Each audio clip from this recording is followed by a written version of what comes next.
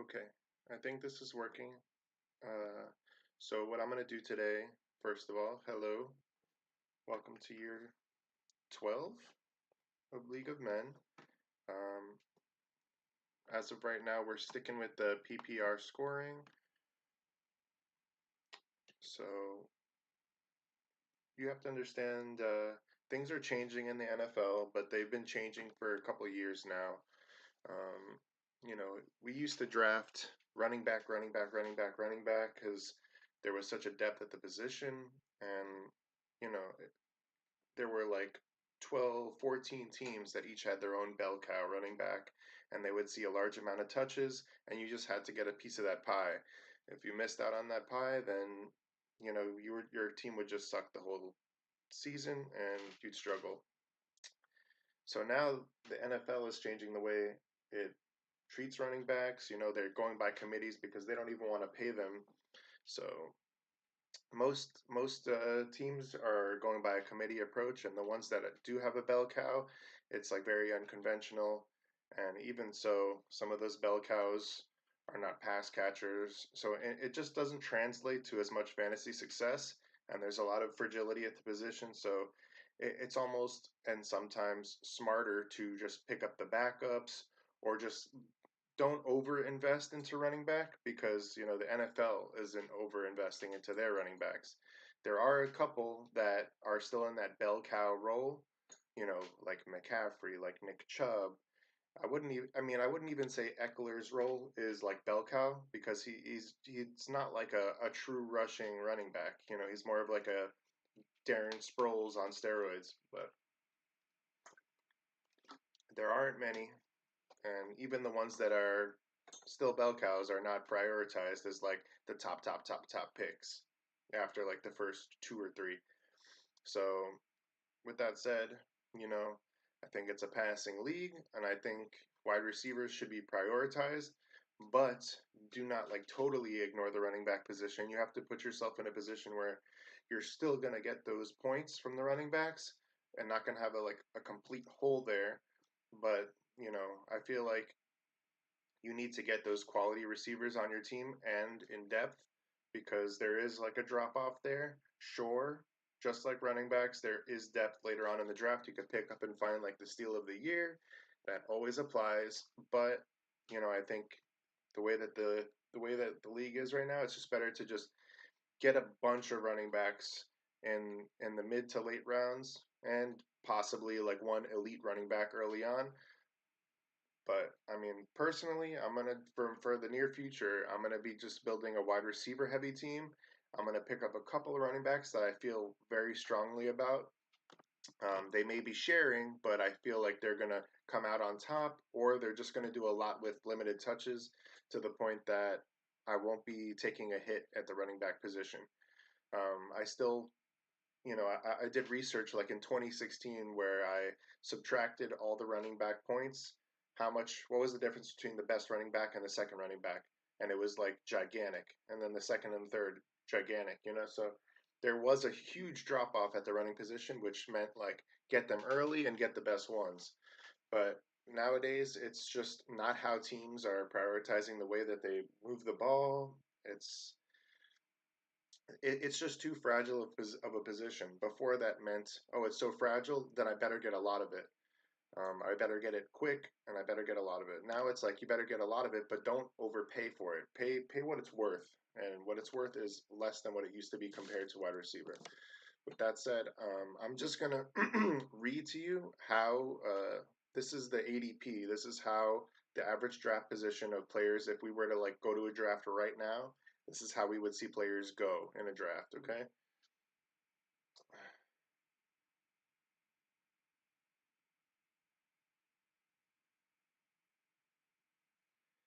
so if there's nothing too interesting about these players, like not a lot of changes, then I'm just gonna blow right through them. Only give them a couple of seconds of my time. So Justin Jefferson right now, he's going as the number one overall. He was the best receiver last year, but it wasn't too far away from Jamar Chase. And in PPR scoring, he made most of his money from just having like multiple 9, 10, 11 catch games. Sometimes they were for 100, close to 150 yards, etc. But he did not have like a high touchdown season. So Justin Jefferson is pretty much as safe as it goes. The Vikings did upgrade their receiving corps, so it's no more like Jefferson and Thielen and Jefferson's on an island. So now the Vikings receiving corps is kind of nice. They got Jordan Addison, they got Justin Jefferson, and they got T.J. Hawkinson, and it's looking a lot better. So at second, McCaffrey. He went to the 49ers and he's had a lot of success there. He's still an elite option at running back, and there's not much more to say about him. That offense hasn't changed much. Um, as safe as it gets, he can go picks one. These guys, these top 4 or 5 picks, interchangeable. You're not wrong no matter what you do. Eckler, if we look back at our scoring last year, he was the best player. He scored the most points, but he was very, very, very touchdown dependent. He had like 18 touchdowns last year, which is insane. And going into last year's draft, I was scared to take Eckler because of his age and because I thought he was due to regress. I was wrong about that, and he was amazing. Um, so once again, you're taking the same risk again. Will he regress? I don't know. Will Justin Herbert go through his receivers this year and not throw to him most of the time? Um, I personally, I'm still very high on him as a player, but I do have like a bias towards not taking older guys. And even though they don't like run him into the ground like 24 touches a game, he's still used like crazy. Um, so Eckler deserves to be there. Jamar Chase, I mean, a full season with Joe Burrow and Jamar Chase working together, there's just crazy upside. He's a very safe wide receiver. He could finish as the wide receiver one, no question. Cooper Cup. All right, Cooper Cup. This Rams offense, I have problem taking Cooper Cup one because he's older than he's another year older now. He's actually dealing with a hamstring injury right now in camp, and he's not practicing. But I think it's more of like a precautionary thing. It's not. I think they expect him to start week one, but the hamstrings are annoying. It could be like a reoccurring thing. Um, so he's older. He was amazing. He was on pace to break the reception record last year, but um, you know, not only do I worry about his health, but I worry about Matt Stafford's health, who's had trouble staying healthy over the years. And that offense has not really changed too much. So I feel like, you know, all the targets are going to funnel to him, but, can his old ass body, like, take all the heat for a season? You kind of, like, wish they had a better offense. Travis Kelsey, after this first group goes, things change a lot. Now you could just sort of take who you think is going to be amazing. And Kelsey is like, I think he's like 31 now, possibly. I don't know. I don't want to look it up, but he's an older player now. But Mahomes is always leading the league in passing touchdowns, and who benefits from that the most? Kelsey. Um, this Chiefs offense is changing every single year, and Mahomes is just able to keep doing whatever he's got to do. So they don't have Juju Smith-Schuster anymore. Now they have Kadarius Toney, who's like this very electric player, but he has trouble staying healthy.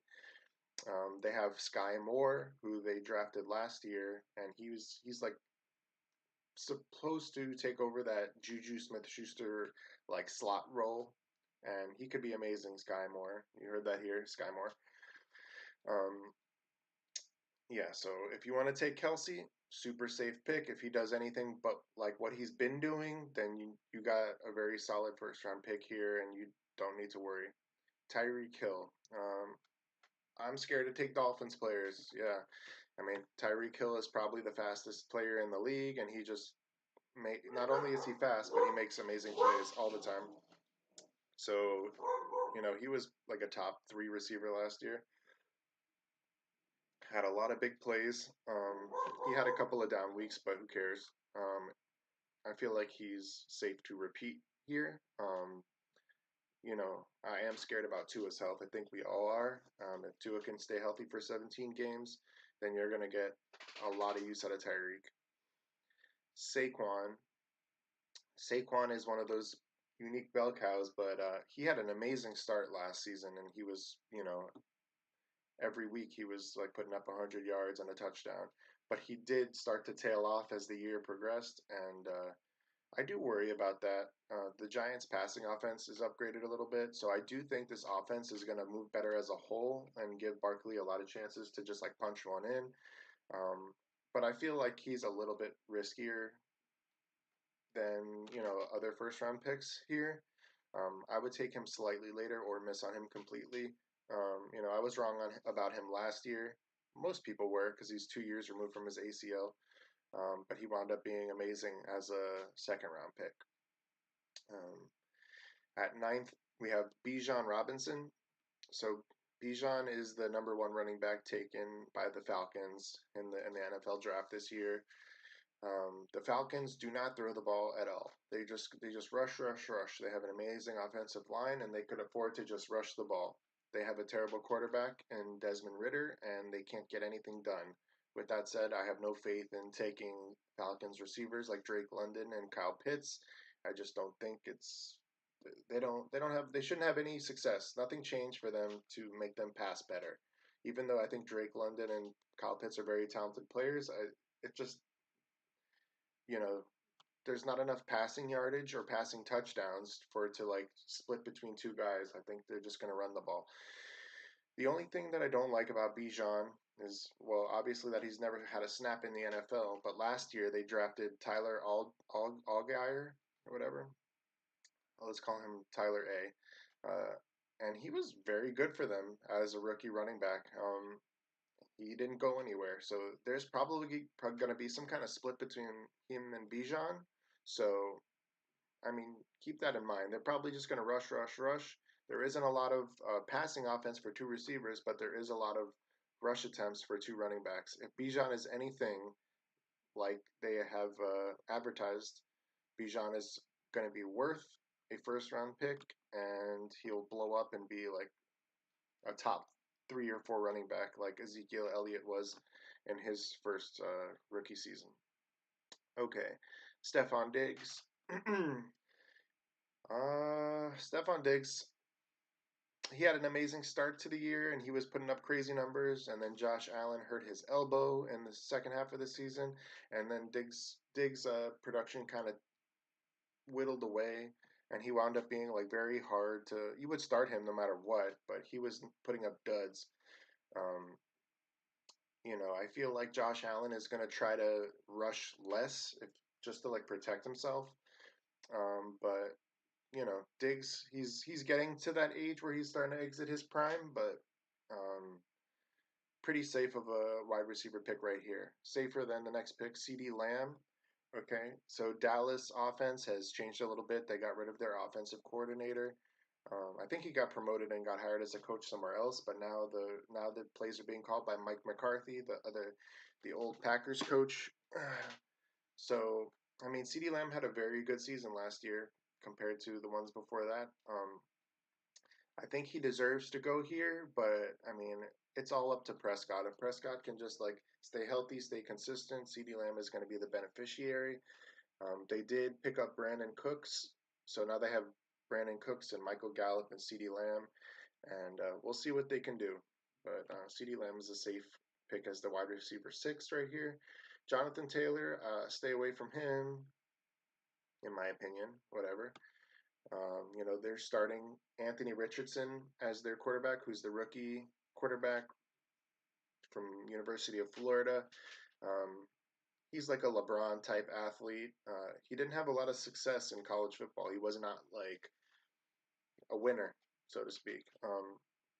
But he's extremely fast and he could launch the ball. I don't know if that means that he'll be like vulturing rushing touchdowns away from Jonathan Taylor, but um, if that offense sucks, then Jonathan Taylor's not going to get easy touchdowns. They're not going to see the red zone. They're going to be playing from behind, and they're not going to want to run. So I don't know. There's just a lot going against Jonathan Taylor. He's very talented, but there's a lot of risks here. I would more so like to see him at the end of the second round, early third, if I had a choice. But because he's Jonathan Taylor, he goes here. Devontae Adams is going to break this draft probably because he's either going to be just as good as he's been for the past 3 or 4 years, or he's going to disappoint. Derek Carr got traded to the Saints, and now it's Jimmy G. Um, Derek Carr is not that amazing of a quarterback, but guess what? He's kept Devontae Adams as a top 5 receiver for the past couple of years, no question. So, uh, can Jimmy G keep Devontae Adams as an elite receiver? I feel like, from what I was reading, that Jimmy G doesn't like to throw very far. He's very like keeps it conservative, so he's gonna have to learn how to make some big plays with Adams. I mean, they don't have to do much; just throw it up to his ass. He's gigantic. So if you want to take a chance on Adams here, I think that's a really good risky pick right here. If you're like at that tail end of the first and you want to take 2 receivers or something, I mean, it's one that could bite you in the ass, but it's also one that can win you the league. Who knows? He's that guy. He's that guy. Nick Chubb. Nick Chubb has moved up a lot since last year. Also, he's possibly the best true rusher in the league. He just is such a good tackle breaker, and he's super strong. He's been able to stay healthy. If Deshaun Watson can come back to being the elite quarterback that he was and not be a total dud like he showed us at the end of last year when he came back, then Nick Chubb is going to benefit. And they got rid of Kareem Hunt. I know that's like, oh, he's going to be catching all Kareem Hunt's passes then. No, but there were no passes. Kareem Hunt was not doing anything for them. So if you take Nick Chubb, you're going to get that rushing upside, but this is a PPR league, and Nick Chubb, even though he puts up ridiculous rushing numbers, he just does not benefit from that receiving category too much, or those like weekly catches. So he has to rush for 120 yards and a touchdown to like be worth that pick here, or he needs to start catching passes. Either way, he could be the lead rusher of for the season. Who knows? But I mean, he's still extremely safe as a running back pick right here. I like in my brain, I'm thinking I'm gonna go like Nick Chubb, Adams, Nick Chubb, AJ Brown, whatever. Like if I had like an end pick, I really like that. AJ Brown, I felt like he played to like his ceiling last year. He had a bunch of touchdowns. Um, he was like a late second round pick. He played amazing with Jalen Hurts. I think that he's more of like a big play guy, but he just gets like huge chunk yardage plays. He's like 26 years old in his prime. I think AJ Brown's amazing. Um,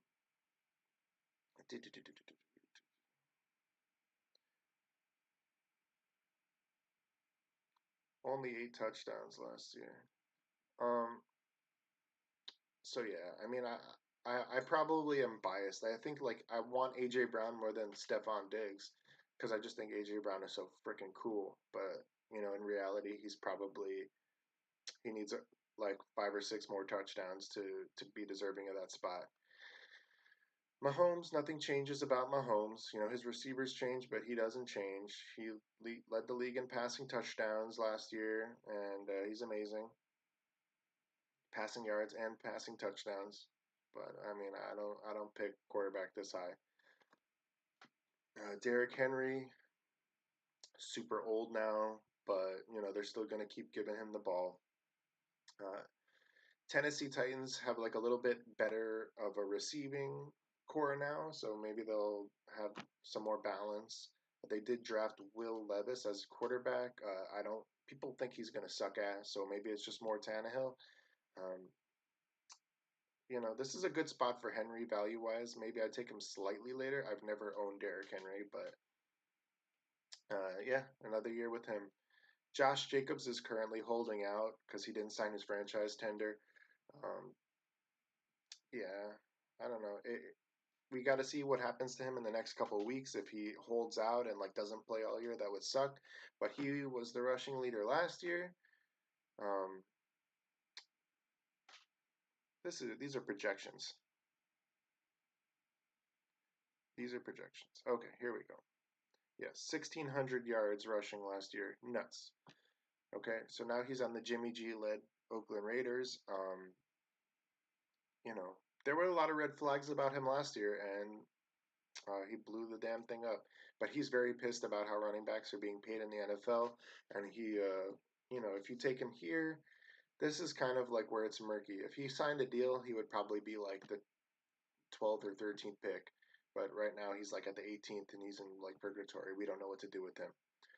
Amon-Ra St. Brown, the Sun God. Let's see. So, oh, that was a rookie season? Oh no. Okay, he's a second year. So this was Jared Goff's favorite target last year. The big thing is there's a guy named Jameson Williams, and he was the top wide receiver. He was drafted last year, I believe, and he's going to have a 6 game suspension because of like sports betting or something. When he comes back, um, this guy, Jameson Williams, is going to do some crazy shit, and maybe that hurts St. Brown. But until then, St. Brown is like Jared Goff's boy, and they could have multiple high touchdown games. I really like him here. I think it's a good pick here. I think this is like exactly where he deserves to go. Slightly later, but yeah. Um, I didn't watch a lot of him last year, honestly, but I mean, I know he was putting up numbers. Tony Pollard at running back 9. Okay, so Tony Pollard last year, he had kind of a polarizing year because Ezekiel Elliott had like 12 rushing touchdowns, which were like mostly vulture touchdowns from Tony Pollard doing something amazing and getting stopped at the 5 yard line. So this is Tony Pollard's first year without Zeke, and I mean, this guy can be top 5, top 3 running back given the opportunity. I was blown away by him last year. I was looking forward to him like taking over, but they never really got rid of Zeke last year. But he still surprised. Too bad he was hurt for me in the championship game. God damn it. Um, yeah. So Tony Pollard, a lot of upside there. He's like in a bell cow situation. Garrett Wilson. Okay, so this is where you need to start understanding which players are going to blow up. Garrett Wilson last year, man, this guy he was an Ohio State rookie player last year. This is his sophomore season, and he gets Aaron Rodgers throwing to him now. Oh my God, this guy is just extremely talented. This is a little high for him. He's being drafted like he's going to be amazing. Otherwise he would be like a late second, early third. But he's being drafted like Aaron Rodgers is going to throw to him early and often, and he's going to make something of it. Okay, this is kind of slightly a reach for him. I mean, he could be a freaking. He has a huge range of outcomes, but he is obviously a very talented player. So you can take Garrett Wilson here, and you could get one of those like sophomore breakout seasons, and he blows up for you. It's a very sexy pick. It's a lot of fun. If I'm drunk, I'll probably pick him. And Josh Allen, you know what you're gonna get with Josh Allen with that rushing upside, and then he's got that fucking cannon. So you could take Josh Allen here. No one would say shit.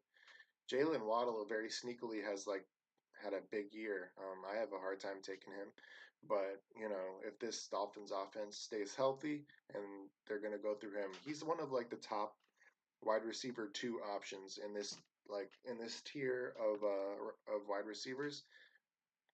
Yeah, he had 1,300 fucking yards last season. So I think he's a very safe pick as long as Tua can stay healthy, which is saying a lot.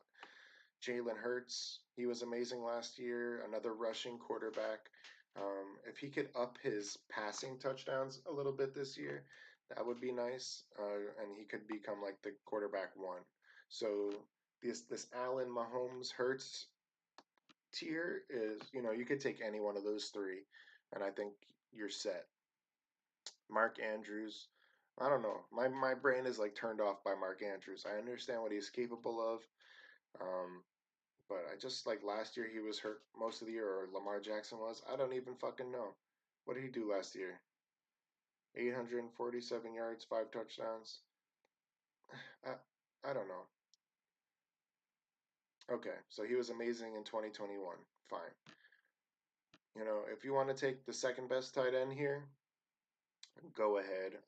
I pretty much am like Kelsey or anybody. So Mark Andrews, if you think he's going to do what he did in 2021, then you take him here. Okay, Ramondre Stevenson.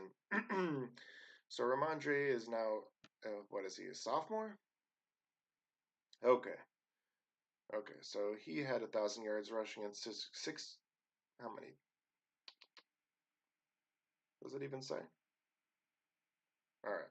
Well, anyways, I think this guy is supremely talented, and he's a pass catcher, so he's PPR friendly. The big thing we need to watch for is if Dalvin Cook goes to the Patriots, then this guy is just gonna fall, and they're gonna split. But right now, he's like an enormous bell cow, in a really good position.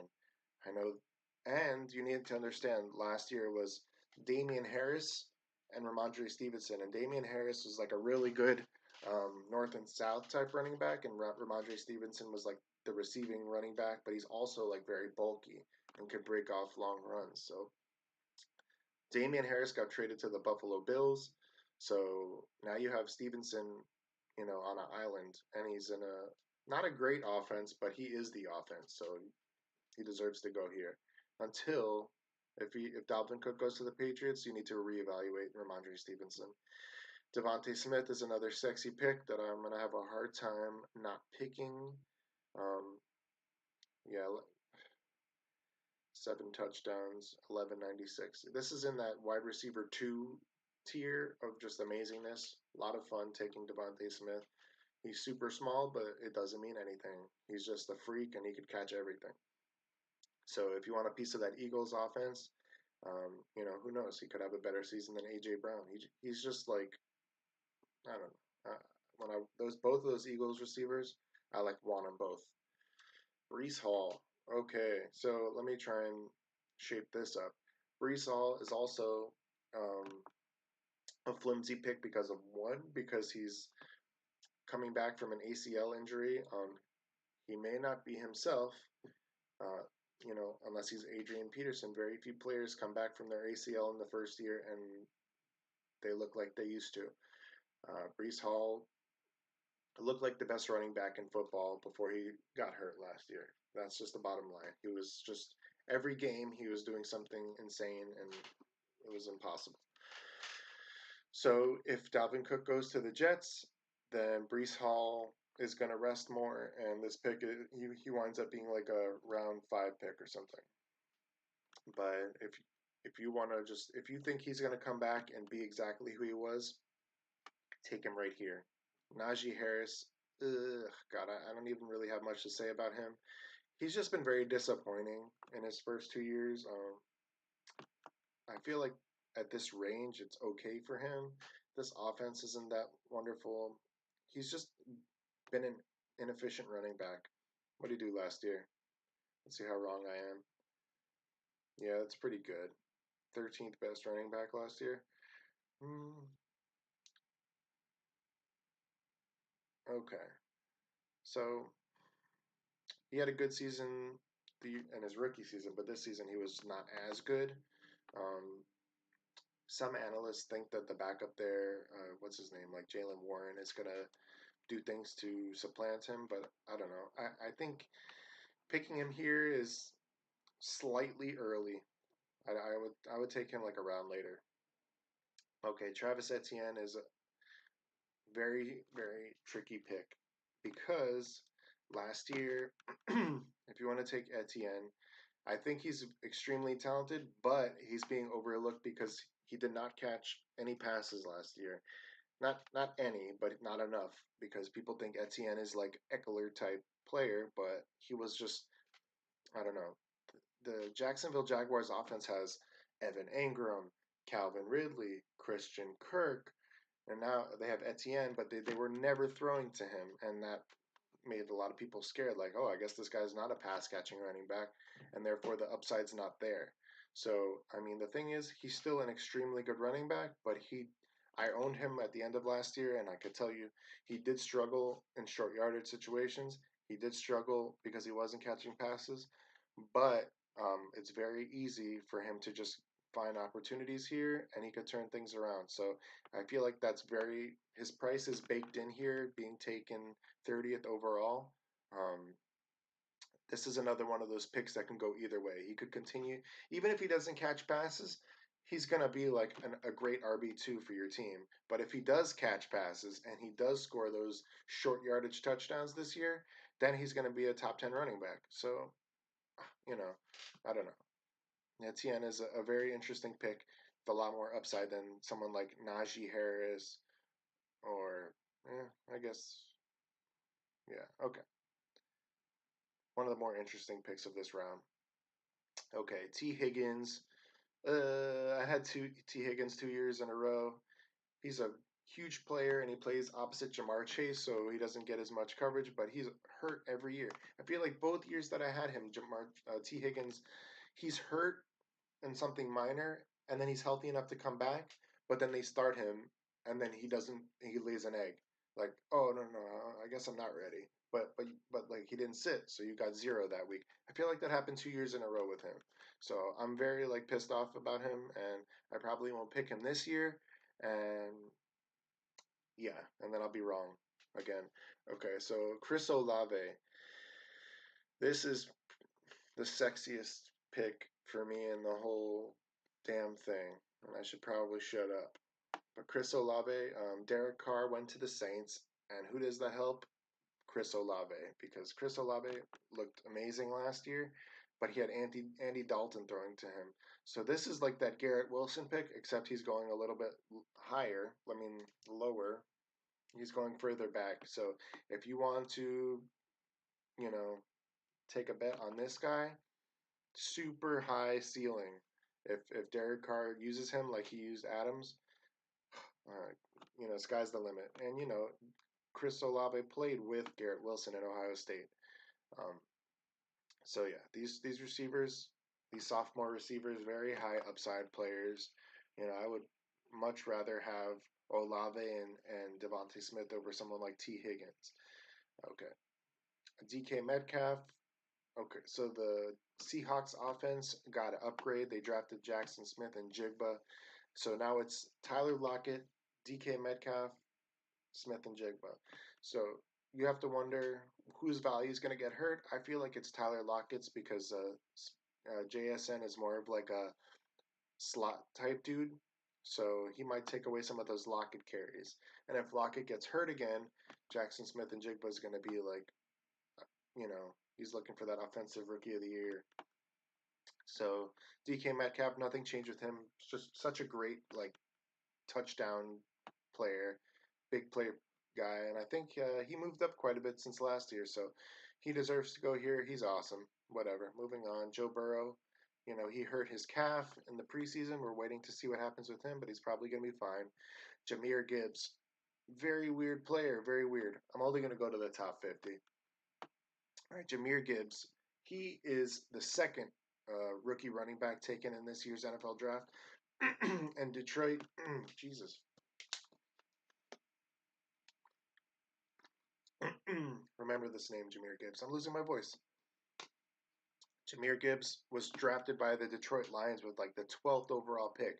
Reached for him. Huge reach. Everyone in the Detroit Lions draft room was cheering, and everyone else in the world was just like, oh my God, Detroit's so stupid. But maybe they're not stupid. Maybe Jahmyr Gibbs is an elite talent. And the weird thing about Jahmyr Gibbs is that he's going before David Montgomery, and they are in a committee together, and we don't know who's going to get the most, but they'll probably share.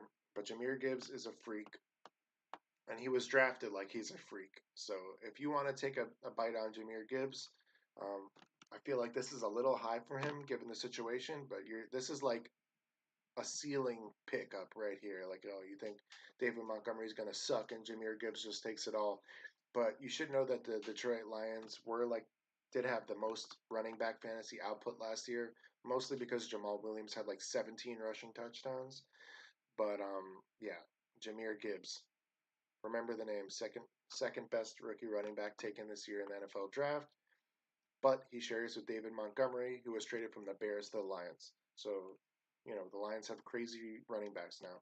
Lamar Jackson, he was hurt last year. Now he's back. He's healthy, and he gets a rookie Zay Flowers. So now it's like Rashad Bateman, Zay Flowers, Mark Andrews. He's got himself a nice little receiving core. We'll see what happens with him. Joe Mixon, fuck Joe Mixon. Don't pick Joe Mixon. Sucks. 38. Debo Samuel. He was amazing 2 years ago. Last year he sucked ass. Okay. The he's on the 49ers, and the 49ers like to spread it around, but there was always someone injured on the 49ers, and they have a lot of weapons. They have uh, Brandon Ayuk, they have Debo, they have Kittle, and they have McCaffrey. Lots of people. But when one or two of them goes down, then Debo starts to really get all the targets. You think that they're going to use him as a rusher? Well, that's not what they did last year. They did it very little, and when they did, it was not successful. So you last year he was drafted like, oh, I'm going to be freaking coming in and breaking off an 80-yard rushing touchdown out of nowhere. That shit didn't happen, and that's why he's fallen so far. So I mean, this is another like high risk, high reward pick. Um, if you think he could go back to doing what he did in 2021, I think that could be beyond him. So I will not be taking Debo Samuel here. I will take him later, but not here. Aaron Jones, every year he's been like a polarizing guy. Sometimes he's very quiet.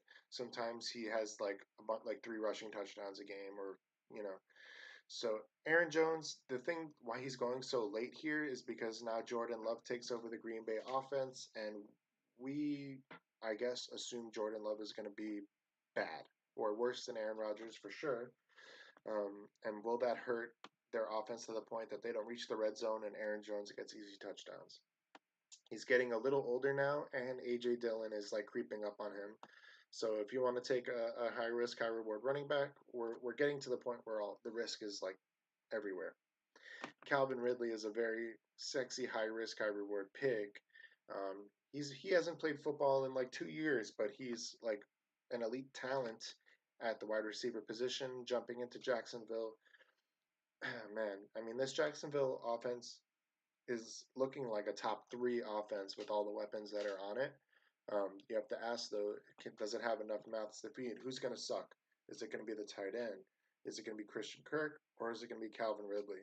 I mean, Calvin Ridley is the most talented one out of the whole offense. So if he comes back and he plays 17 games and he does amazing shit, this guy is going to play like a top five wide receiver, because that's how he was being drafted 2 years ago, like a fucking early second round pick. Now he's here at the 40th. So if that Jacksonville offense is popping and Trevor Lawrence continues to play well, this pick will pay off big for you. Amari Cooper, whatever. If Deshaun Watson's good, then Amari Cooper will be a good wide receiver too for you. I have nothing else to say. Kenneth Walker, I have a lot to say, unfortunately. So Kenneth Walker was amazing last year in his rookie season. Oh my God. Um, but people have their doubts about him because a couple reasons. He didn't catch passes.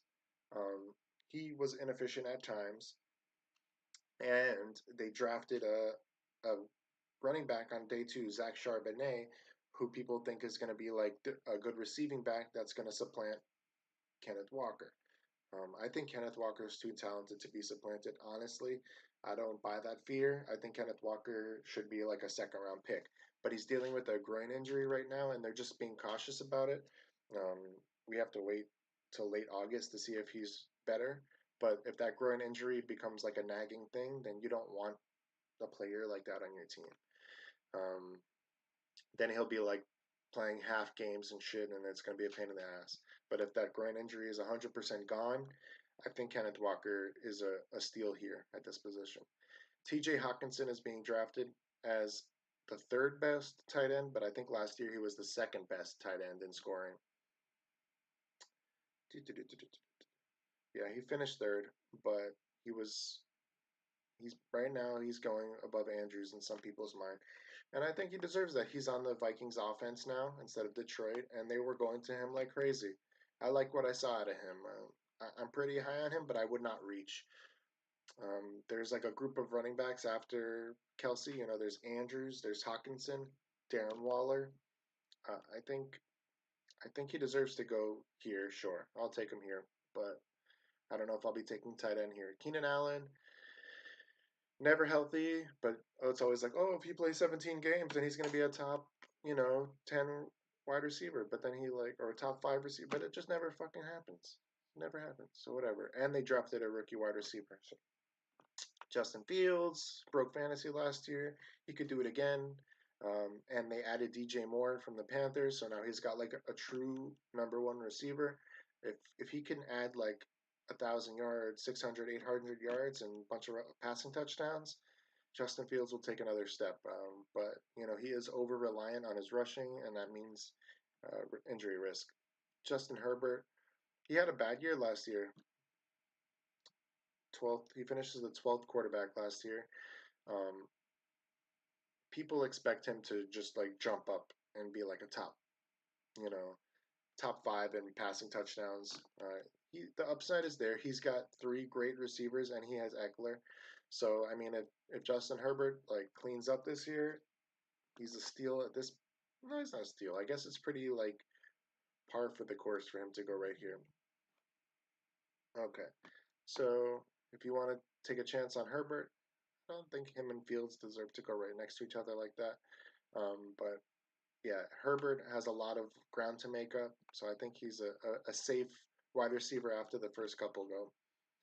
Miles Sanders is a very sexy pick. Miles Sanders. So he got traded from the Eagles to the Panthers, and now he's the bell cow over there. They have a great offensive line, and now they have a rookie quarterback, Bryce Young. Is that him? No, it's C.J. Stroud. Is it? Is it? It's Bryce Young or C.J. Stroud. I forgot who it was, but either way, he's in that bell cow role. Look, you have a bell cow going at fucking pick 47. What? No, no, no, no, no. That's not right. This guy has top, easy top 10 potential if they just like run the offense through him. Okay. Damian Pierce. This is a very weird pick that the analysts are divided on. Last year he was a rookie and he was amazing with what he did, but they did sign Devin Singletary to split with him, and I'm personally like I think Devin Singletary is better than most people think, and I don't think that it's like oh Damian Pierce is clearly better than Devin Singletary, and therefore he's going to get 70% of the touches. I don't know. I think they'll split, but at this price, I think it's fair, but just know that he's in a split and with someone that doesn't suck. George Kittle surprised everyone last year. There were a couple games where some players on the 49ers were injured, and then he had like multiple touchdown games. I was lucky to have a piece of that. I don't know why I did it. It was probably because I was drunk. Yeah, 11 touchdowns last year. Nuts. Okay, he finishes the 4th best tight end. Finally, DeAndre Hopkins. I'm gonna go to stop at 53 because I see how interesting these guys are. Okay, DeAndre Hopkins traded to the Tennessee Titans. Okay, so he's probably going to be their best receiver. They drafted a rookie receiver, Traylon Burks, last year, and he was solid for them. But again, it's just like not a great offense for passing. But DeAndre Hopkins, if he could stay healthy, he'll be a great like PPR player. A good wide receiver too for you. Um, the upside's there. He's still extremely talented, but he is exiting his prime for sure. Don't argue with me. Okay. Terry McLaurin, he's on a bad offense. He's trapped, man. Free Terry. Um, so Terry McLaurin is like an amazing receiver, but he's stuck on a bad team with a bad quarterback, and he also plays with Jahan Dotson, who was amazing last year as a rookie. So Terry McLaurin, if you take him here, he's kind of like a high risk wide receiver too, but he could just make a crazy play for you one week. Unfortunately, he needs to get traded though. Come on. DJ Moore got traded to the Bears, and now he's Justin Fields' top pick.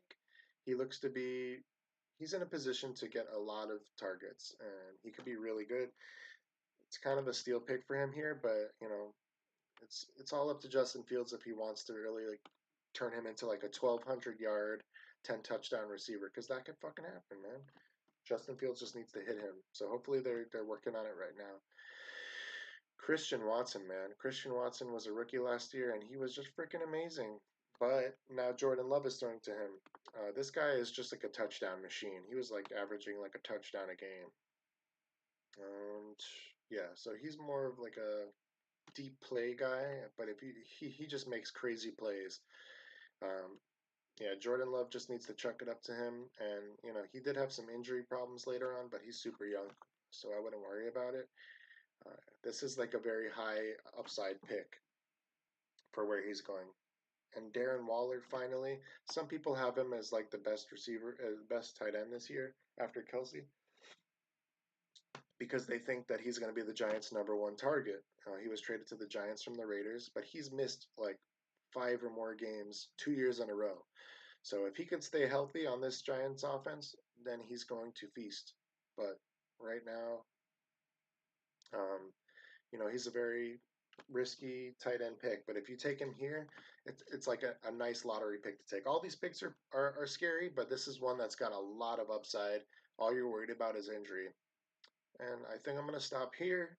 Um, if you guys have questions, you want to just ask me on Messenger, and we'll go from there. But I think we covered like the juiciest players, and I'll do this again when the preseason is coming to an end. So it's been real. Good luck. I hope this was helpful.